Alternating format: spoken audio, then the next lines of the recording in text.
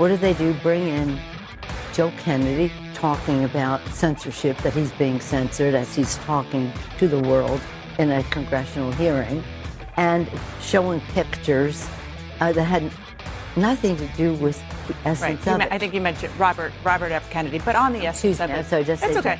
Robert, there are a lot of Kennedys. Yeah, there are a lot. Of course, Joe Kennedy was killed in World War II when his plane was blown up by the Socialist Workers' Party, or maybe you're referring to his father, Joseph P. Kennedy Sr., the last one to make money in the Kennedy family because he was a bootlegger. Maybe that was the one that you were talking about there. That was Nancy Pelosi, of course. She's not sure what century we're in. It's the 21st century where I am. What century is it where you are? Well, happy Monday and welcome. That I didn't even know that soundbite was coming up, and I heard Nancy Pelosi talking about Joseph Kennedy testifying. I guess she was there to defend crushing freedom of speech, like the fascistas that they are. Isn't it amazing? Good morning and happy Monday. I hope you had a swell weekend. My best girl and I had a great weekend, had an amazing weekend, all kinds of stuff, some of which I will share with you. And we remain at 888-630-9625. 888-630-9625. A couple of big movies over the weekend. Oppenheimer. I love nuclear weapons. Don't you love nuclear weapons, Michael? I'm in favor of nuclear weapons. More nuclear weapons make the planet a safer place. Kept the peace since 1945. Ended the most tragic and horrific war in the history of humankind. That was Harry Truman, Democrat, warmonger, you know. The Democrats always like to leave this stuff out, but I don't. So he wasn't really a warmonger, but that doesn't matter. If he were a Republican, he would be, and he'd be a terrible person, but he's a Democrat.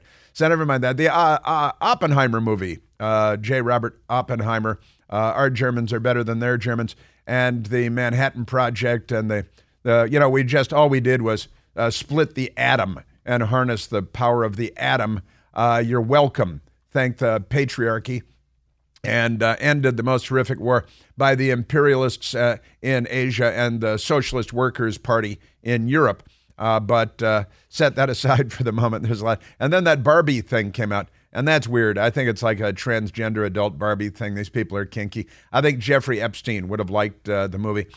Speaking of which, did you see that, that non-voting delegate Democrat, Stacey Plaskett?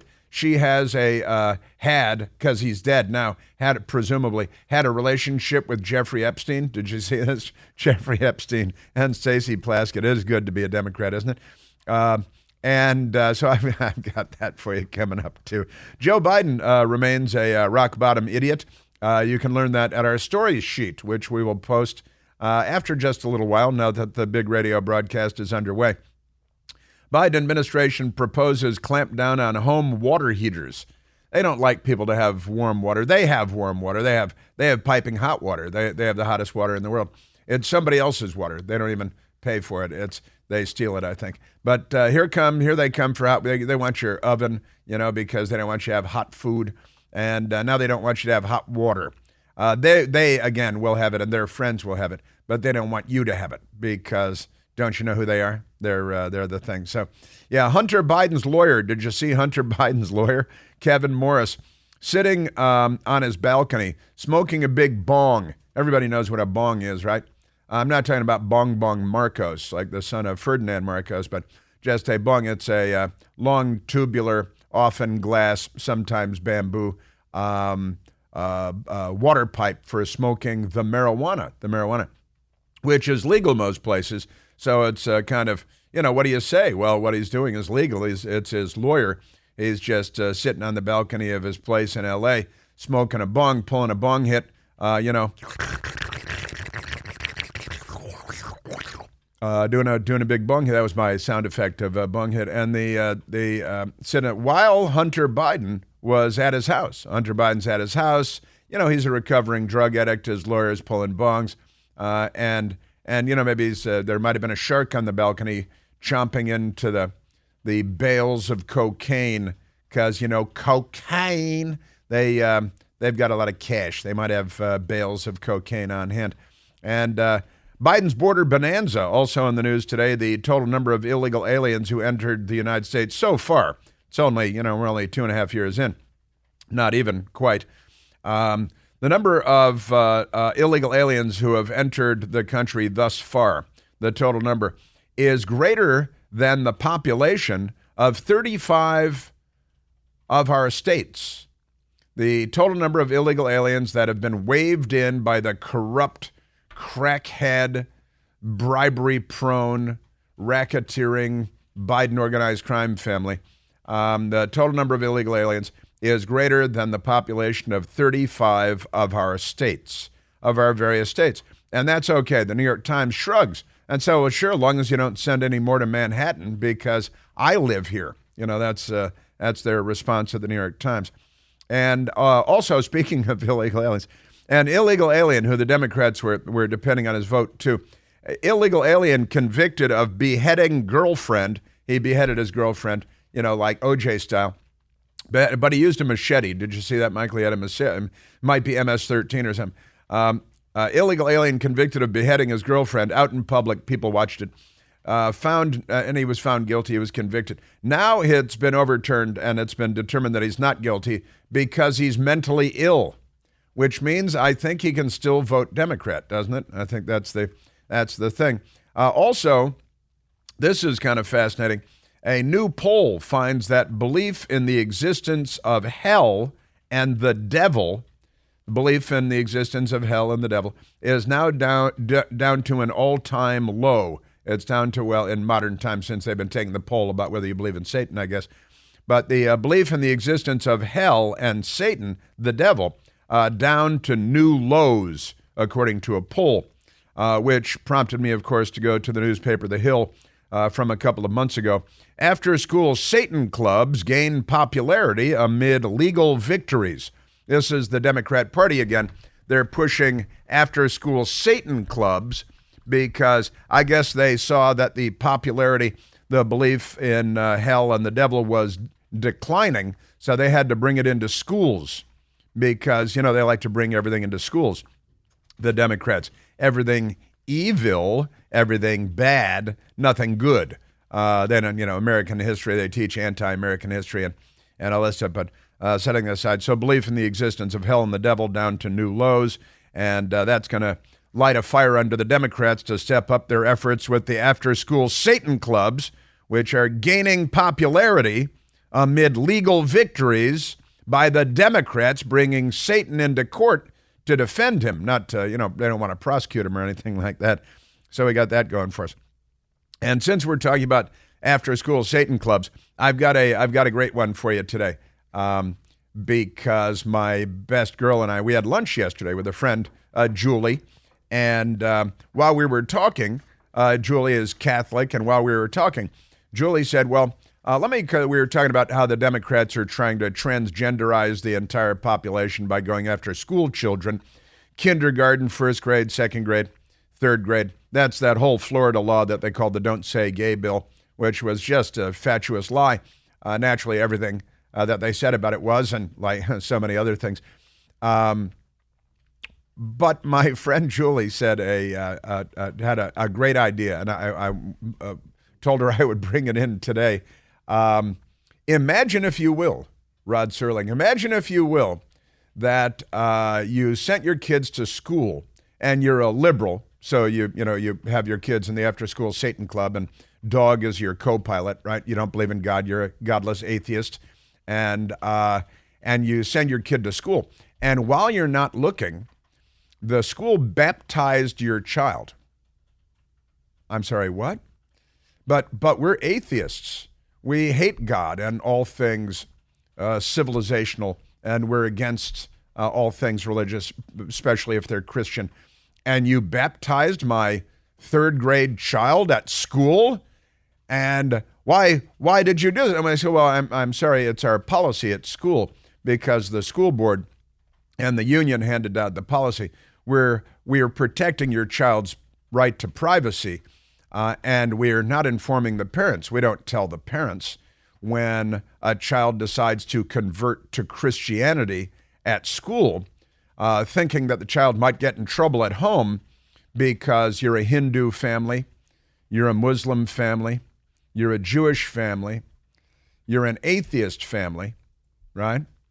And you send your child to a public school, and the school surreptitiously, without your approval, without your consent, baptizes your child and converts your child to Christianity, to Catholicism, let's say.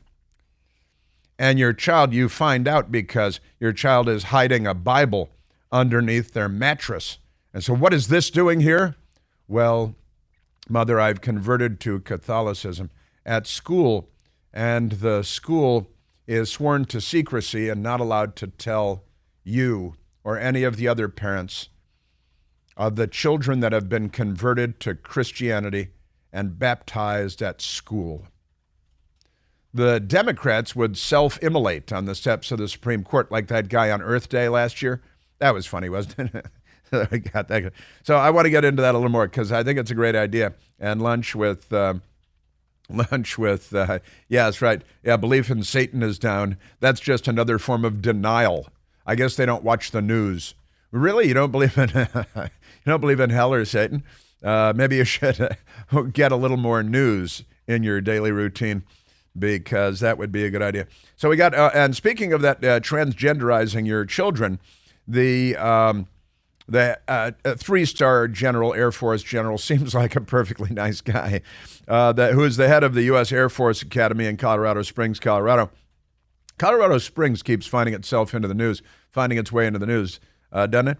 So Air Force Academy head says he supports fellowship for demi-gender cadets, and for non-cisgender cadets. They have a fellowship.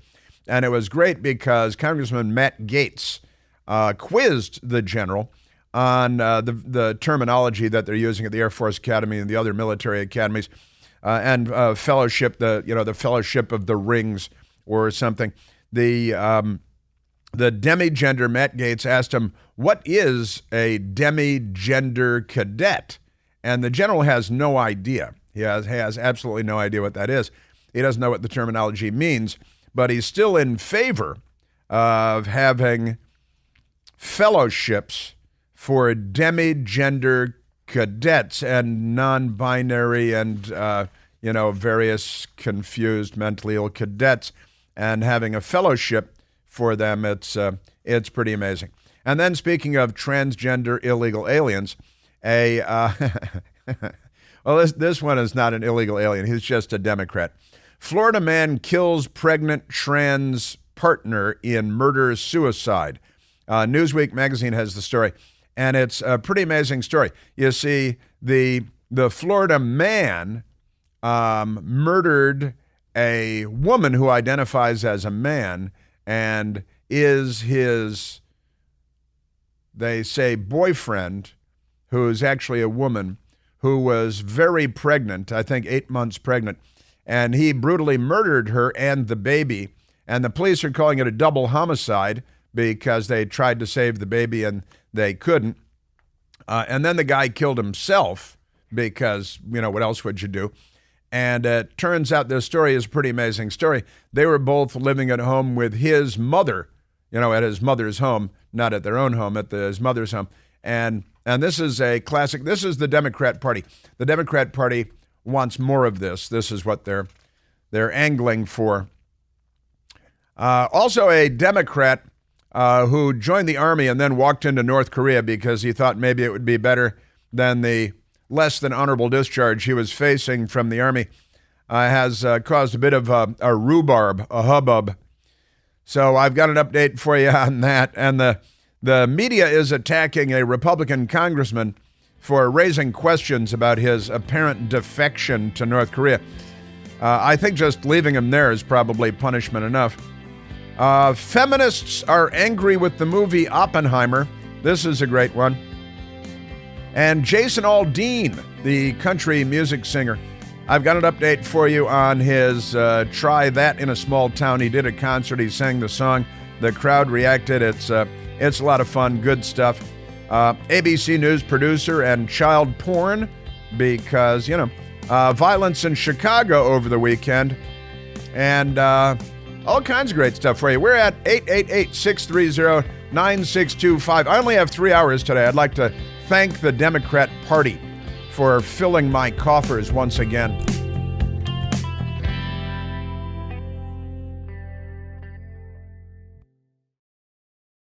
Hey, it's Chris Plant. Excited to tell you about our July 2024 Listener Sea Cruise. We'll be sailing around the British Isles, visiting Scotland and Ireland. Please join us. Book by this July 31st for extra savings. Visit ChrisPlantCruise.com.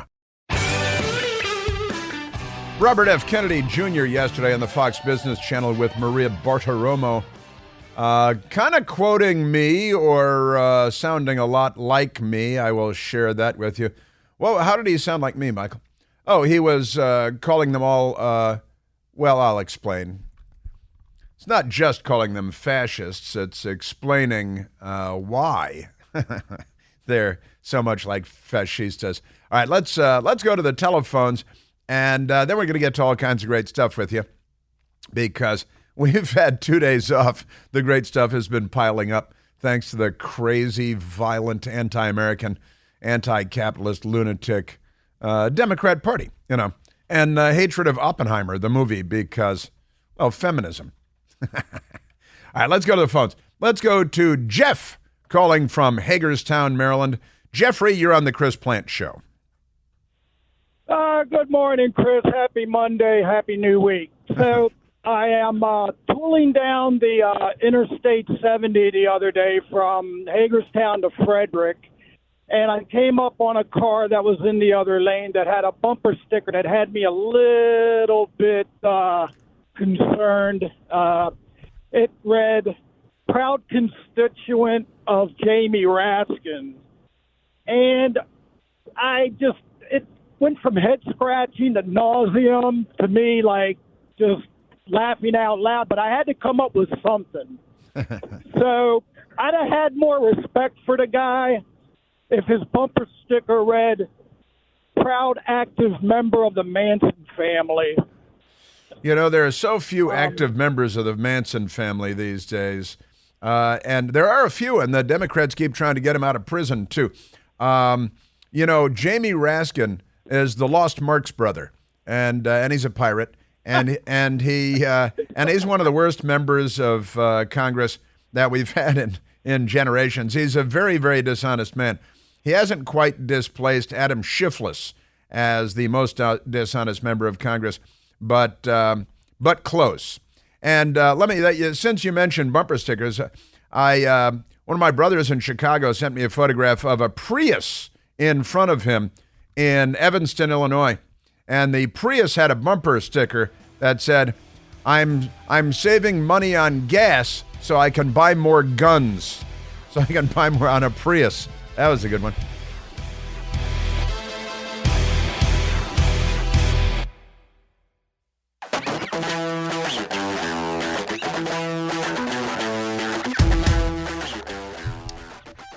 The movie Oppenheimer came out over the weekend. I want to see the movie. I read an article about it that explained that the film's director made the movie in a very unusual format, and a 70 millimeter IMAX format for super uber resolution and video viewing coolness. But the article that I read said there were only 19 theaters in the entire United States of America where the film would be shown in the format intended and designed by the film's director and executive producers and creator. But the theaters are few and far between. And I looked, there's one outside of Atlanta. I shared it with my Atlanta family people. And I found the one closest to Washington, D.C., and it said that it was in King of Prussia, Pennsylvania. That's a town in Pennsylvania. And I said, well, that's not very convenient for me. And then I went and I looked at the Air and Space Museum, which has IMAX theaters at the Udvar Hazy Annex for the Smithsonian Air and Space Museum out by Dulles Airport. And they have an IMAX theater downtown at the original Air and Space Museum, too. But I looked at the one at Udvar-Hazy because they have parking there, although they charge for it because the government just wants every penny that you make. But they're showing it at the Udvar-Hazy Air and Space Museum Annex IMAX Theater, where my best girl and I saw Top Fun last year, Top Gun, the Part 2 thing. And it was a great place to see that because all the flying scenes. But they're only showing it twice a day. And I don't even think it's every day. And it's 6 p.m. and 9:30 p.m. The movie's more than 3 hours long. So the 9:30 is, going to go till midnight. And Michael's crying. And and they're sold out for as far as the eye can see. They sell tickets in advance. And I think you have to pick your seats and stuff. So it's like you're going to the opera at the Kennedy Center, and you got to buy the tickets way in advance, and you got to pick your seats. And you probably order popcorn in advance too, just in case. So I don't know if I'm going to be seeing it anytime soon. I'd like to see it in the original IMAX 70 millimeter format. And that it looks like it's going to be difficult around Washington, D.C. to accomplish that. But we shall see. We shall see. Now, since we're talking about Oppenheimer, they got the box office, I'm sorry to say, the Barbie movie, which is it like, kiddie porn for adults or something like that? It's PG-13, right? It's rated PG-13, so it's not really for little kids. So it's not really the Barbie movie, as I understand it. And it beat Oppenheimer at the box office. Maybe because people are ready for some, stupid escapism, and Hollywood isn't producing much these days of any value for any particular audience.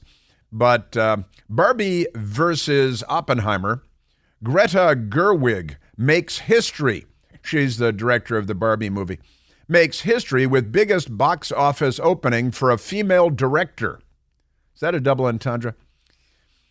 Barbie, starring Margot Robbie. She's been attractive in a couple of movies. Ryan Gosling and Oppenheimer star Cillian Murphy and Florence Pugh were both out at cinemas. They were at cinemas. We call them cinemas now. It's French. But the headline is that the female director of the Barbie movie, something to be proud of here, Greta Gerwig, makes history with biggest box office opening for a female director. But is she a woman of color? Is she on the LGBTQ spectrum? Well, then we've got more records yet to be broken, right? So the next one it'll be the biggest opening for an LGBTQ woman, and then we've always have in the future the biggest box office opening for a woman of color. WOC, as we like to say. And then, of course, for an LGBTQ director, biggest weekend box office opening. Are we ever going to run out of this stuff? That's what I want to know. But I love this. This is fun. The Daily Mail. Feminist academic. Is she coming out in favor of women in women's sports or anything like that? Anything good? Speaking of which, the USA women's soccer team beat Vietnam yesterday, and liberals are upset because they prefer that Vietnam win, just like the old days. Feminist academic. No, she did not come out in favor of women only in women's sports. Speaking of which, that Megan Rapinoe was on the U.S. team, and I watched some of the U.S. Versus Vietnam Women's World Cup game yesterday from New Zealand. And our women were playing very well. They were very impressive. They were good. They beat the Vietnamese 3-0. The Democrats were rooting still and again for Vietnam because they're not on our side. But Megan Rapinoe was on the field. She had purple hair. She didn't do much except cheer on the women that were actually scoring goals. And that Megan Rapinoe, she thinks that men should be allowed to compete against women. And yesterday I was sitting there with my best girl, and I'm like, the Vietnamese team should bring out a bunch of men, put, like 5 men on the field and score some goals and see how Megan Rapinoe responds to that. That'd be fun. So back to the Daily Mail. Feminist academic slams Oppenheimer, quote, because no women speak for the first 20 minutes.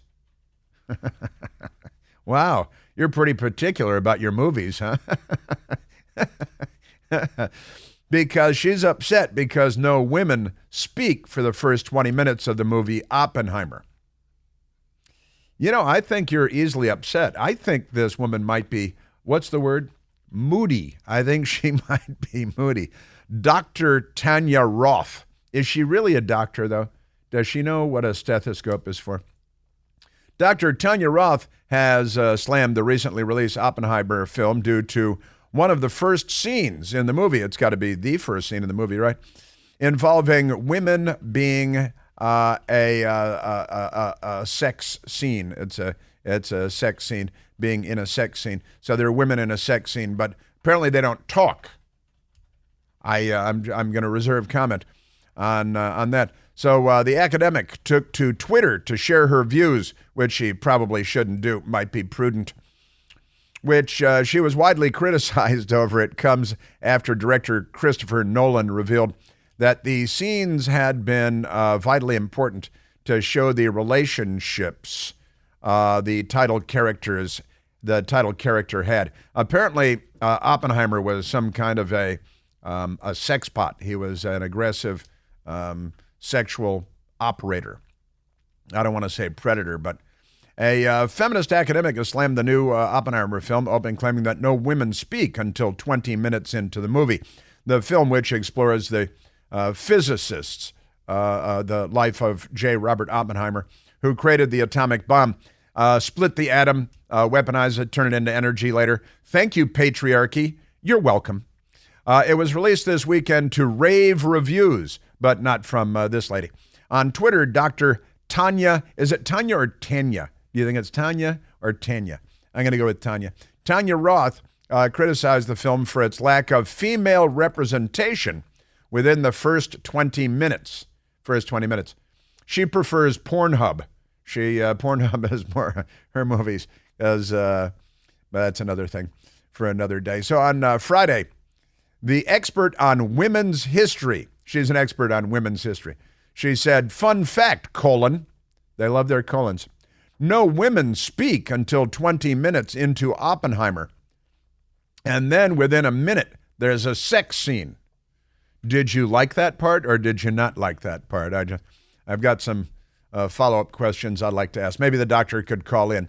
We're at 888-630-9625. I hope the math isn't too complicated for you there. So she also followed up with, to add to this, : she really likes her colons. No people of color appear for at least 30 minutes. And I believe there are 2 black men in the entire movie. Well, maybe it should just be rewritten, and it should be, Oppenheimer should be a transgender woman of color who's LGBTQ. Whoopi Goldberg. We'll have Whoopi Gold. Whoopi should play J. Robert Oppenheimer. And the J will mean Jinky. So turns out it's Jinky Robert Oppenheimer, who was a black lesbian woman, which you don't have to be just to be a black lesbian woman. So the film stars Cillian Murphy in the titular role. I think it's inappropriate to use the word titular in this context, don't you? Alongside an ensemble cast to include Robert Downey Jr. Was he doing a lot of coke on the set? Emily Blunt. Blunt is a code word for a big joint, isn't it? So we got all kinds of suggestive language here. Matt Damon, and Florence Pugh. So we got that going for us. It also marks the first time Christopher Nolan has ever included a sex scene in one of his films, which I think is an important piece of information. Yeah, so the academic who got onto Twitter to complain about this, because she should be banned from Twitter, shouldn't she? Just because. If I owned Twitter, I'd ban her just for a day, just for the laugh, and then I'd let her back on just to watch her respond. I don't own Twitter, though, so I can't do that. So that's pretty funny. Yeah, that's great. Yeah. Is it historically accurate? She doesn't care. That's not really. She's an academic, so why would she care about historical accuracy? That's not really on her list of things. Boy. I'm also told that the so-called author of the Hannah, what's her Nicole Hannah Jones, isn't that her name? Who made up that 1619 Project stuff, which is filled with historical fallacies because she loves falsehoods. It's and she is complaining about the movie Oppenheimer too, because people like her just can't stop complaining. And she came up with all this stuff. The first slave arrived in what is now the United States of America in 1619, and that's when the country really started, not in 1776, a century and a half later, because she makes stuff up all the time, and she's got a racist, delusional lifestyle going. By the way, the first slaves actually arrived in what is now the United States of America in the mid-1500s in the custody of the Spanish, in what is now Florida and what is now Georgia, and not what Nicole Hannah Jones said in 1619, because everything she says is flawed or false, somewhere between, well, not absolutely everything, just the key elements of her anti-American racist screed.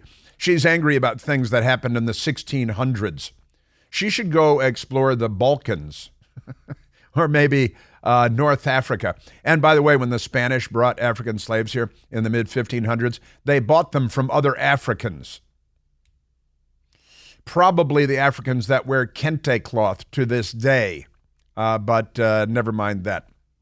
Just amazing stuff. So we got that going for us. And Barbie has a bigger turnout at the box office, which is too bad because, nuclear weapons can be fun. And the story of J. Robert Oppenheimer. And by the way, Harry Truman using 2 nuclear weapons on Hiroshima and Nagasaki on August 6th and then August 9th of 1945 saved definitely over 1 million Japanese lives and possibly 1 million American lives.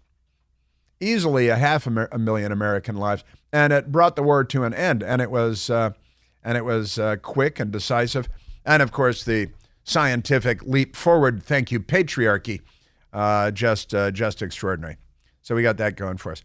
I know that Nicole Hannah Jones was complaining about the movie Oppenheimer, but nobody seems to be writing about it because, she's in the several protected classes, isn't she? Yes, she is. And she's got some kind of a movie deal herself with Hulu to produce, to take her false research and turn it into film, because that's what the left does. They're like the Taliban in so many ways, aren't they? Yes, they are. All right, so we got that. Yes, sir. Now let's go. We've got a lot more good stuff to get to because the Democrats, and we've got Jason Aldean. He had a concert. He sang a song, "Try That," in a small town. The crowd responded, and in Chicago over the weekend. At least 6 dead and 26 injured. They got a new mayor there who's a liberal Democrat. He ran on defunding the police. This weekend, 6 dead, 26 injured. It's like Fallujah. New York City, what does Spike Lee call it? Shirakistan. Calls it Shirakistan. And Baltimore, he calls Bodymore Murderland, right? Bodymore Murderland. Also, I talked about the bumper sticker, the photograph my brother sent me from Chicago. I need it's a Prius. I have the photograph right here. Prius, and I got the bumper sticker slightly wrong. I want to straighten that out. I'm a stickler for accuracy. The bumper sticker on the Prius says, "I'm saving fuel to buy more guns." I'm saving fuel to buy more guns. Not exactly a typical Evanston, Illinois Prius bumper sticker. But, guy's got to protect himself. Girl's got to protect herself. Got a Prius. Does save money on gas after you buy the stupid thing. And then you can use that saved money to buy more firearms. It's true. And firearms are good. See? So is the Second Amendment. See? Little Edward G. Robinson there.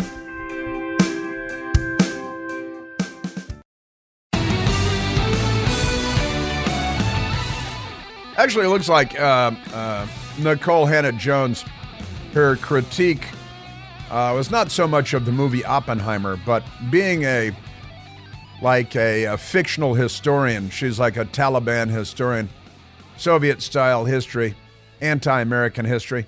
And she has the Twitter handle Ida B. Wells because she's lost in centuries gone by and thinks there's a racist in every woodpile. Amazing. She tweeted last year, more than a year ago, November of 2021. She said, "You're the only one who poorly understands history. They dropped the bomb," talking about ending World War II, the atomic bomb, when they knew surrender was coming because they'd spent all this money developing it. And to prove it was worth it, propaganda is not history, my friend. Well, then you're not a historian. You're a propagandist. No, the Japanese were not about to surrender, not even close. In fact, we dropped one bomb on them, and 3 days later, they still hadn't surrendered. And you'd think that would have been a good attention getter, but no. And maybe you should look up the rape of Nanking. There's a little slice of history for you. You should look up Unit 731, all right, because that's their the Japanese ran a biological warfare experimentation racket in the mountains in China. They used Chinese, they used British prisoners of war, and some Americans as guinea pigs for their biological warfare experiments. But the rape of Nanking ought to bring you around. 2 atomic bombs at the end of World War II with Japan was quite generous, actually.